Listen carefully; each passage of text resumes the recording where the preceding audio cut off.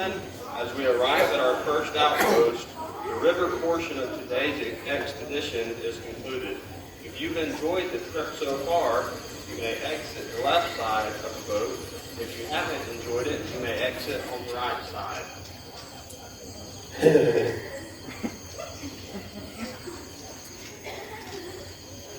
Come on, Cassie, let's do some exploring.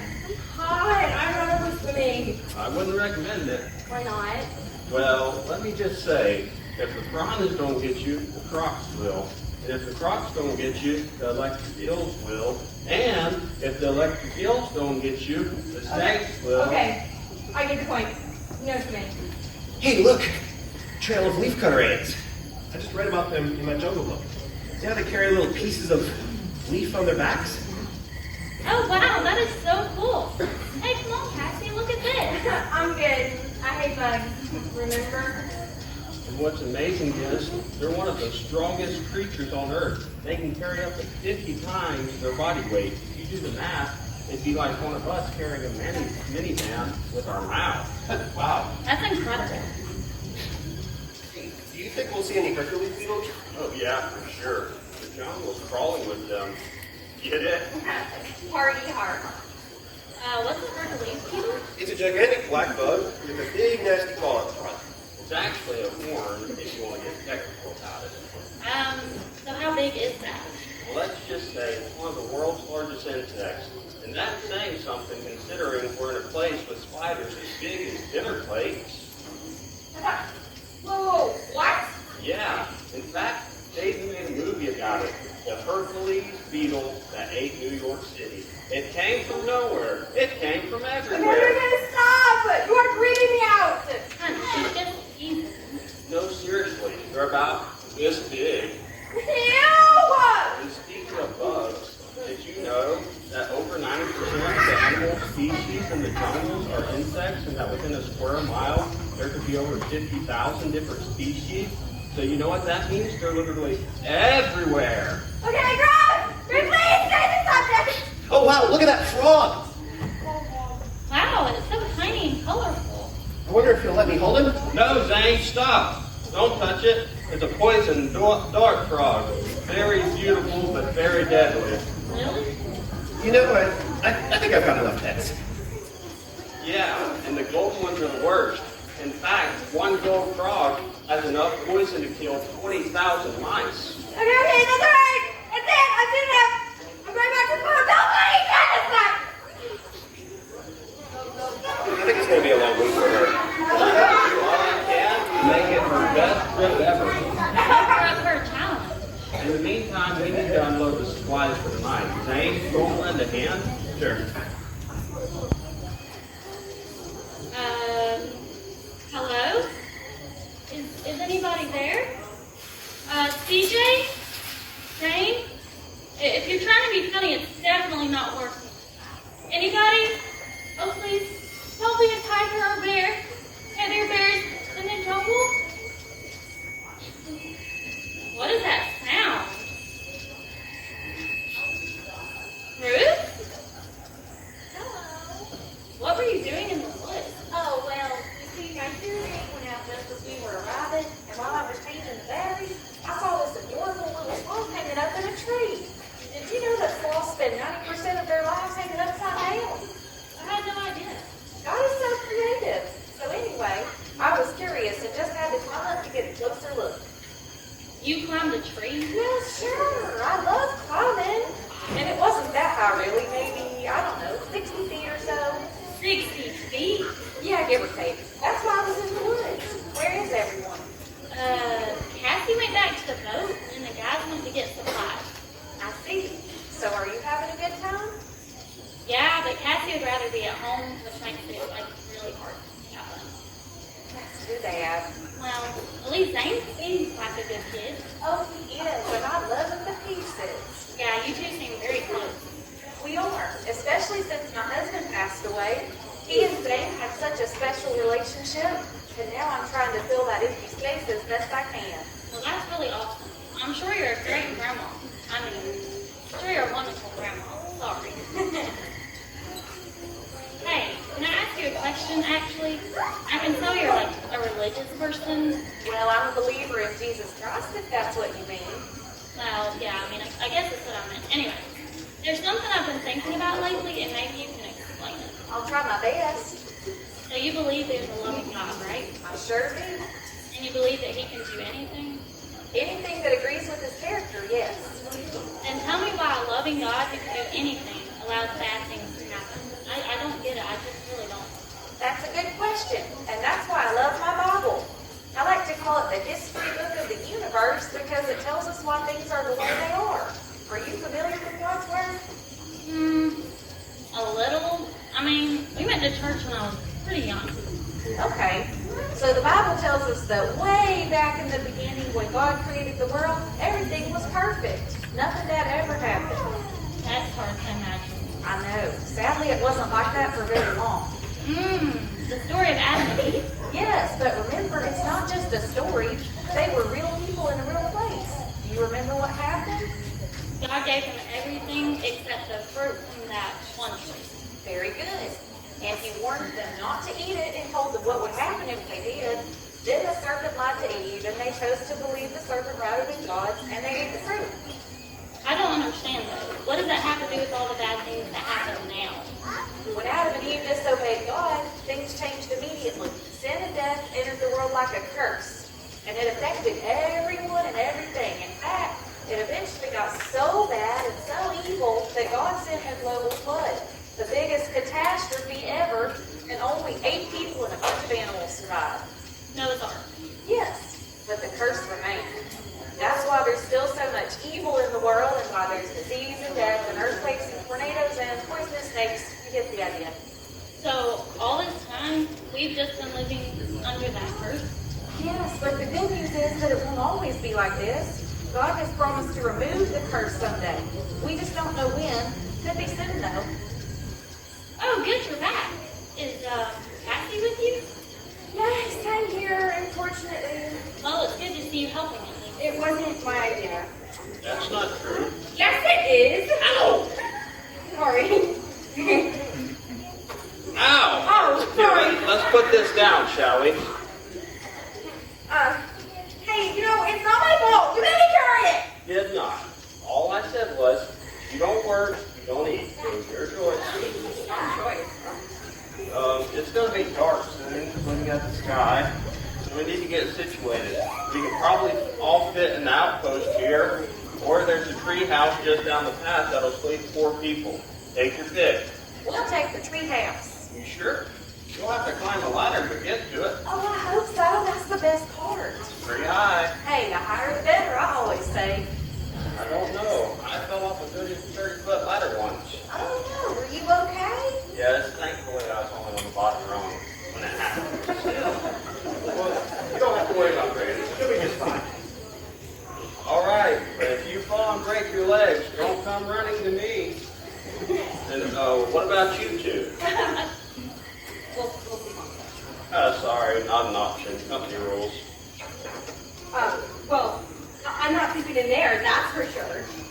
Why? What's wrong with that? Actually, yeah, we'll take the tree house too. Oh, come on. It can't be that bad. Woo! Lori. The tree house. Fine, I'll sleep here. Go ahead and take your stuff to the tree house and I'll get dinner started. What's on the menu? Don't worry, there won't be any fish on the menu as long as I'm skipper. Last time I went to a seafood restaurant, I slipped and pulled a mussel. And it made me really crabby. Wow, that's really shellfish of you. Mom, don't encourage him! Quick, let's go before we get wet. Hurry. Hope it doesn't spoil our night, hunt. And It's raining. Okay, we're going to go to the creature feature right now. All right, so our animal pile today is super cute, but you better be careful if you're strolling through the rainforest, because this is the poisonous dart frog. Poison dart frog. Dart frogs live in the rainforests of Central and South America. Listen, you shouldn't be talking. Listen. There are over 100 different species of this amazing little frog, all of which belong to the dart frog kind. Poison dart frogs belong to a group or a class of animals called, anybody know what a frog is with? Amphibians, right. And this group includes frogs, toads, newts, salamanders, and, no, it's succulents. Okay, they have no legs. Listen, that's often confused with reptiles, but amphibians are different. Reptiles have tough scales that cover their skin, or their bodies, but amphibians don't have scales. Instead, they have smooth and sometimes bumpy skin. And they have exposed skin, they are cold-blooded, and they have a complicated life cycle that begins in the water. When the poison dart frog hatches its tadpole, its parent carries it on its back. And they'll put it in a pool of water or in the middle of a cup-shaped leaf that has water already in it. It's a perfect place for that tadpole to grow and develop. But how do their parents know to put them in there? She's on the end. Because God designed them to know exactly what their young needed. Now, I bet you're wondering why they're called poison dart frogs. Scientists suggest that these frogs develop a poison or a toxins from the food that they eat. And the toxins can be deadly to animals and to humans if you touch it or eat it. All right, 10 fingers. Put up 10 fingers for me. One type of poison dart frog, you're going to see him in a minute, has enough, you put him down, has enough to kill 10 men. Yeah, just slip around. That's pretty scary. All right? So, I want, and when I say 3, I want you to shout out your favorite color. 1, 2, 3. Oh, there's a lot. My favorite color is blue. There's a lot. Okay, all right. So, listen. Okay. Poison dart frogs come in a variety of colors. Okay, I just wanted one color. That's all I needed. Shh. Listen. When other animals see their bright colors, they know to stay away. And after Adam sinned, the poison dart frog produced poison, which helped protect them against their predators in this fallen world. Now, have you ever thrown, just raise your hand if you've ever thrown a dart at a bullseye. Okay? So poison dart frogs have the word dart in their name because some indigenous people who live in the rainforest areas used to rub their blow darts on the backs of these deadly frogs. And they would use these darts to hunt other animals. And the poison can actually stick to the dart for over a year. If you stretch out your tongue as far as it will go, I don't think you're going to get anywhere near how far a dart frog can go. They have long retractable tongues that can zip out and back really fast. And their tongues are fastened at the front of their mouth and they're coiled up. So they're ready to spring out in a moment to catch their food. And their tongues are also covered with a really sticky saliva, and that allows them to catch and hold their prey more easily. Our friend Tox is blue and black. And his color should remind you of the 2 C's that you talked about today. The dark color represents corruption. Listen. And the blue color represents catastrophe, the blue for the water. He reminds us that the good and perfect world that was at the beginning isn't perfect anymore. Before Adam and Eve sinned, there was no sickness, there was no suffering, there was no death. All animals, including the dart frog, only ate plants. But because Adam and Eve chose to disobey, and we continue to choose to disobey and sin, they developed the poison. The Bible says in Psalms 14:3 that we have all turned away, that no one does good. And that means that just like Adam and Eve before us, we all sin. In the book of Genesis, chapter 6 through 9, we read that eventually the world became so evil that God had to judge the world for the sin. And he did that with a global flood that killed the land-dwelling, air-breathing animals and people on the earth. Some of the dart frog kind, like Tox, would have been aboard that ark built by Noah. But God is merciful, and he saved Noah and his family and many other animals from the coming flood. Let me ask you a question. Did Noah preach righteousness? Yes. Did you hear about that today? Did he preach? Yes. Did he build the ark in like one day and people didn't have time to prepare and nobody else knew anything about it and he just got in the ark? No. He told people the truth. It was their choice whether they got into the ark or not. Do you think God would have saved someone who wanted to be righteous like Noah and wanted to walk with God? Do you think he would have saved them too? Yeah. Did they choose that? Only Noah and his family chose that. And so they were saved. After the flood was over, what did God place in the sky? A rainbow. That's a reminder that he would never again flood the earth. So every time you see a rainbow in the sky, remember, God can be trusted, and he always keeps his promises. All right, before we leave tonight, let me ask you a question. How many of you have ever had a bruise? Pretty much all of us, right? Yeah, it's pretty normal, right? What color is, listen, what colors are associated? What do you say when you say you got a bruise? What colors do you talk about?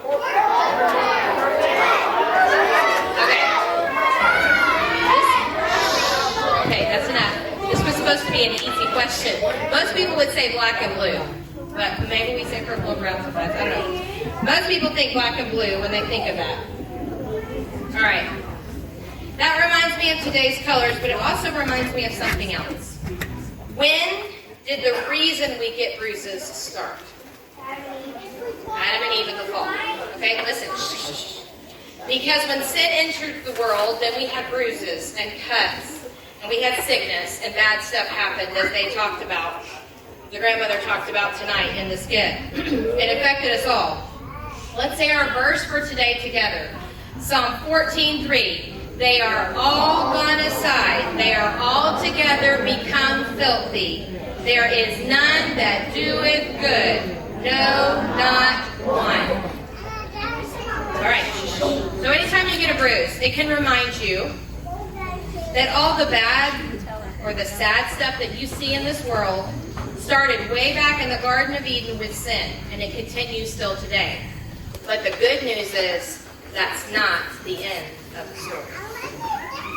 And we're going to talk about the thrilling conclusion to this story, listen, in the coming nights. So tonight was a rough night when you talk about corruption and catastrophe and how that came into the world. But Jesus comes. He's coming in this lessons, and he's coming again one day too. So keep coming. You need to hear the best part of the story. You haven't heard that part yet. Tomorrow night we're going to talk about confusion. Where did the languages come from? Does the Bible say anything about that? Come tomorrow and find out.